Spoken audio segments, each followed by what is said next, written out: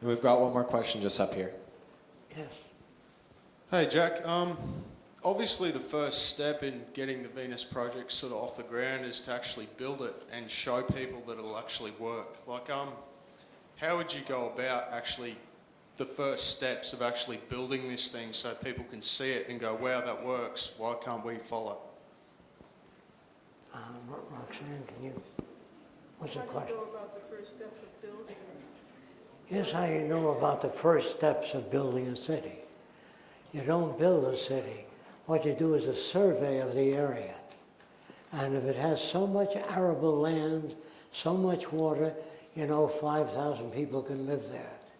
If you put too many people in a scarce area, you're going to have disease, malformation, hatred, and crime.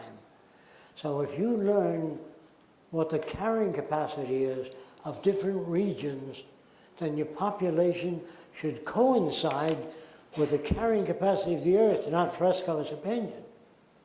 Everybody doesn't know what that means? You can't put 4,000 people in an airliner. It'll never get off the ground. It has so much wing area and can lift so many people. That's what I mean. Living in accordance with what nature can carry, not the ideas of Fresco or anything.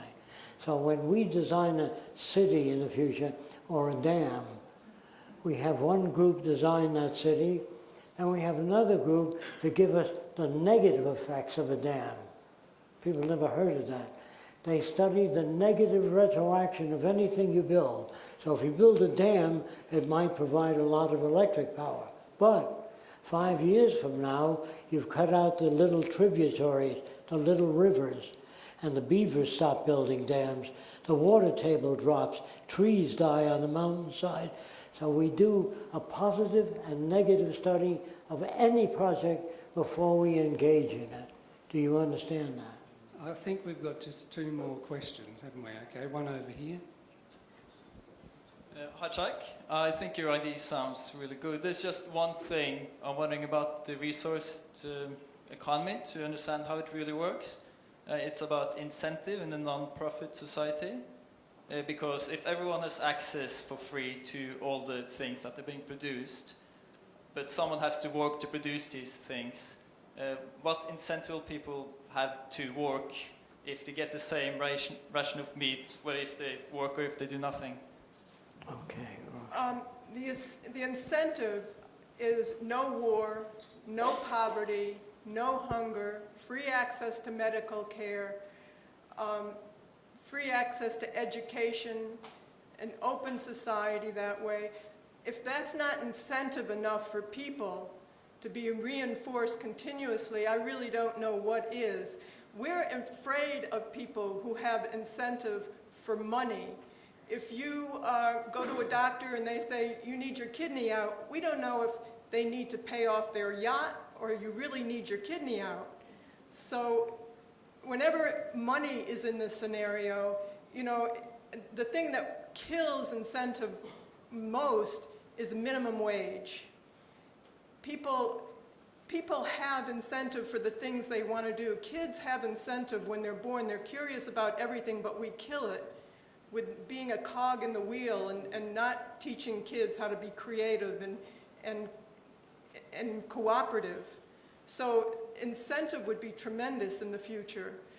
You know, Martin Luther King didn't march down the streets because there's $40,000 put in his bank account to be hit over the head and thrown in jail.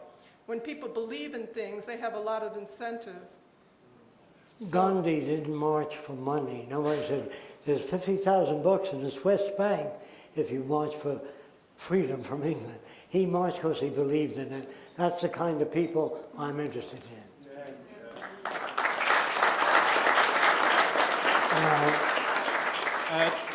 I'll just take two more questions. I think we're up to the last question now, actually.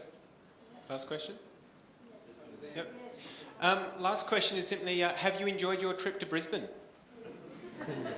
What was that? Have you enjoyed your trip to Brisbane? Yes.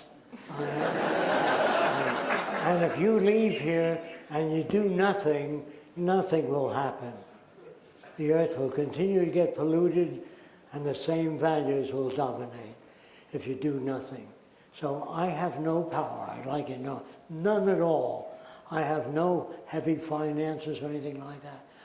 Roxanne and I have no power at all. Depends on what you do when you leave here. How soon? If you do nothing, again, nothing will happen. So I want to thank all of you for coming and the opportunity to present these concepts. And if there's ever anything you don't understand, email us. And if I say something that doesn't sound acceptable, say, where can I get information on? How do I know that's true? Don't believe anything I say until I tell you where to get the source. Get The Tyranny of Words, if you really want to get a good start, by Stuart Chase. Now, you might be able to find it on the internet. Thanks again.